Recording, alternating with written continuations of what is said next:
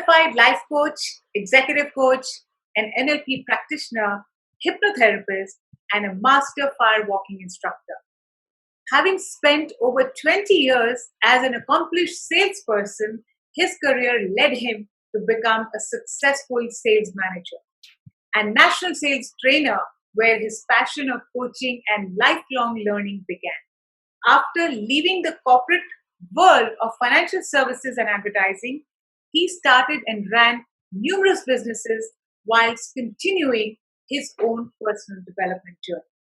His passion for constant development has led him to pursue BSc honors in psychology.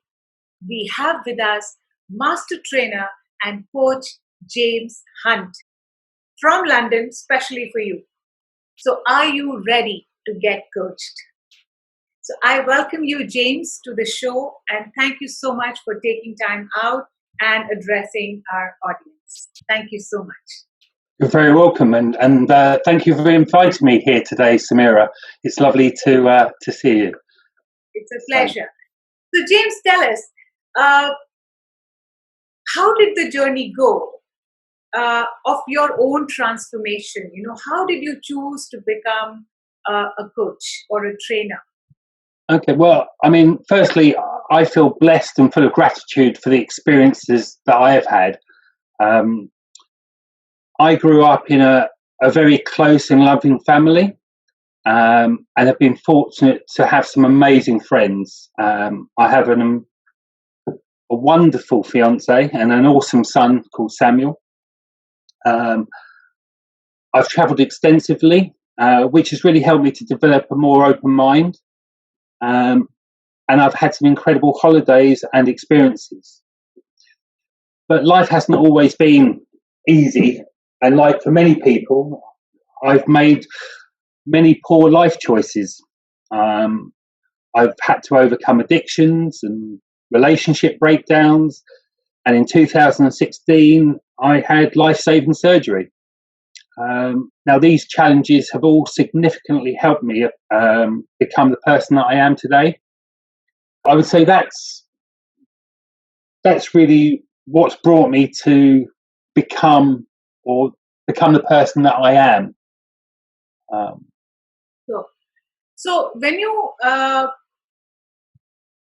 let's talk a little bit about firewalking. How did firewalking happen in your life?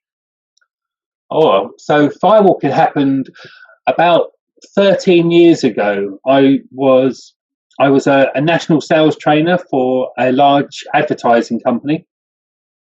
And during that time in the training department, I was asked to look for different ways that we could train and develop our staff. And one of the courses that I found on the internet was a Tony Robbins event called Unleash the Power Within. And I felt that it was something that may be worthwhile for me to investigate in order if there was anything that I could then bring back to the workplace. I actually went along to the weekend, and on the first night I experienced my first ever firewalk, which absolutely blew me away. And there was a saying that life would never be the same again, and it certainly wasn't for me, to such an extent that shortly after returning from the weekend, it was at that stage that I actually quit my job in corporate life to follow my own passion, which was that I always wanted to work for myself and become my own boss. So that's how I initially got into firewalking. Wonderful.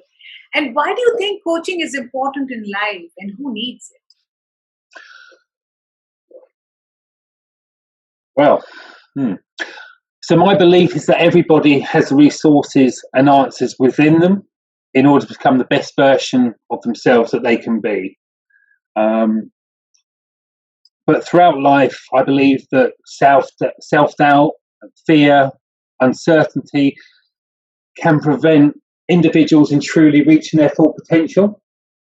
So whether this is during childhood, their teens, adulthood, or they're in retirement, at some stage in life, everybody could benefit from having a good coach. Sure. Yeah. And everybody needs a coach, isn't it? Absolutely. Yeah. Everybody needs a coach. Yeah. So how exactly do you coach people? So over the years, I've discovered that many clients come into me asking, say, for business coaching.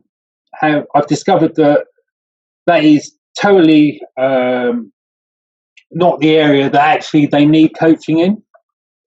And it's a different part of their lives that they'd actually need to really work upon. And this has also been the case for people coming for relationship coaching or health and fitness coaching. I believe that, or my belief is that, life is like a river and it should just flow. Now, during my initial coaching consultation, I initially spend time getting an overall snapshot of my client's life and truly to understand what it is they are looking to achieve. But the most important thing I'm looking for is their why. Now, on occasions, if a new client has come to me for help and does not possess a strong enough why, I tend not to see them again.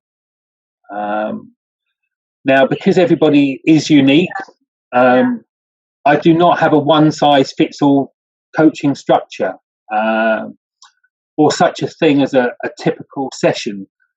I will often rely on my intuition, and depending upon the client, will tailor-make the coaching session to incorporate not just coaching, but many other tools from within my toolbox. Now, whether that be an NLP intervention or some hypnotherapy or indeed a physical metaphor. Now, it's really, I really use whatever's required to have the biggest impact with my client. Now, it has been known that a client will come to me, say, for weight loss, and instead of an hour spending sitting together in the office, I will spend a session with them going for a walk and conducting the session outside. If a client is stuck, I've often pulled out a glass walk onto the floor and invited them to walk barefoot, or invited them to snap an arrow on their throats. I'll do whatever it takes to help my clients become the best versions of themselves that they can be. However, contrary to common belief, a coach cannot do it for the client. And my clients know that they have my full support, that I will not judge, nor will I tell them what they must do. I will, however, give them the space and enable them to look within and to use the resources that they possess in becoming the best versions that they can be. Unfortunately, I can't sort of say this is my structure, because my structure is very fluid, and it's really down to the individual client will dictate where the coaching session goes, and it will flow. So I have to talk about the rebar bending, and you made us do that, and I still feel that I have a little dent here. And I sometimes I look into the mirror and I feel that I still have it, and if I press it here, it still kind of slightly hurts. But is that something that's going to go away, or is that a memory of rebar bending that I'm going to keep for the rest of my life? I mean, I don't know, because I can't get inside your body to experience what you feel. However,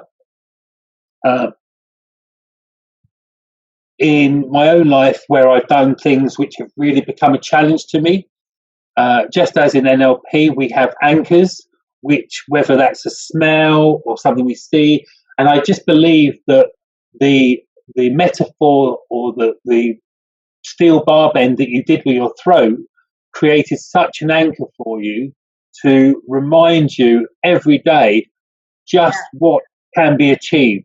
And when two people come together, can create absolutely amazing results. And just much like the client coach relationship, if two people are working together towards a common goal, well, you can bend iron, as you know, you can bend steel. Right. And so I think that is a reminder just that you carry with you that, wow, great things can happen when we work together. Very well said, James, because that is exactly what I'm going to use this as, anchor for power.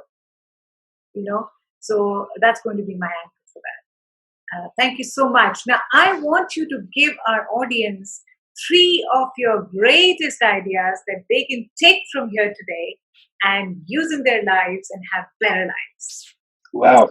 Okay. Well, my first tip, I think, would be believing is achieving. And what I might mean by this is if you can truly picture what you want and you have a strong enough why, but are also willing to take action, then I believe you can pretty much have whatever you want in life. Obviously, there are a few caveats to that, but on the whole, it's about really believing in what you want and having a strong enough why. So that'd be my first tip. My second tip, I think, would be spend time with the right people. Yeah. Now, many of our close friends or family members, they mean well. They love us, they care for us, and because of that, they may try and influence you to, which will then create doubt within yourself because it's their own beliefs, their own fears, which are then being projected onto yourself. Out there are many mood hoovers or energy vampires, as I like to call them, who will literally suck the passion out of you. So you need to avoid these people. And instead, I think it's about spending time with other highly motivated, inspirational peers who are supportive and want you to succeed and want you to become the best version that you can be. I always like the quote by George S. Patton, who once said, lead me, follow me, or get the hell out of my way. Good one. Yeah. Fantastic.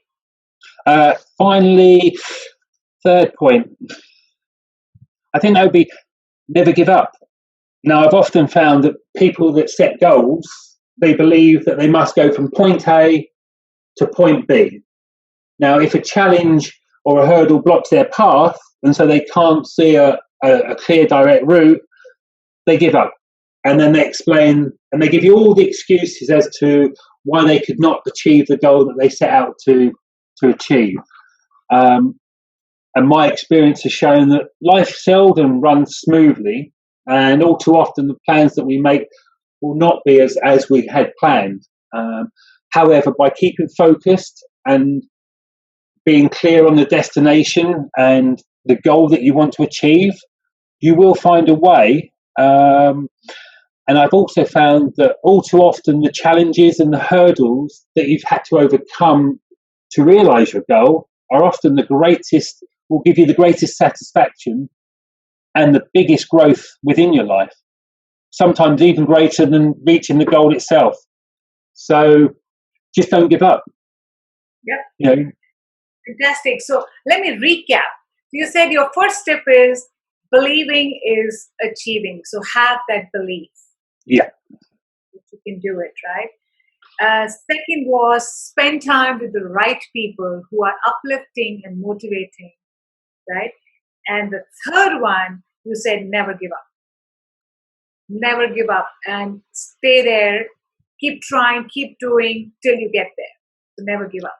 Absolutely. Thank you so much. These tips are really great, and I'm sure our audiences are going to love these tips and utilize in their lives to become better people. Okay, I want to thank you for your time, and I want to thank you for your insights. These have been very, very useful, and I'm sure that our audience is going to love you for what you shared and for what you're doing for the community. Thank you so much, James. I appreciate your time. You're very welcome. Thank you. Okay. Bye-bye. See you soon.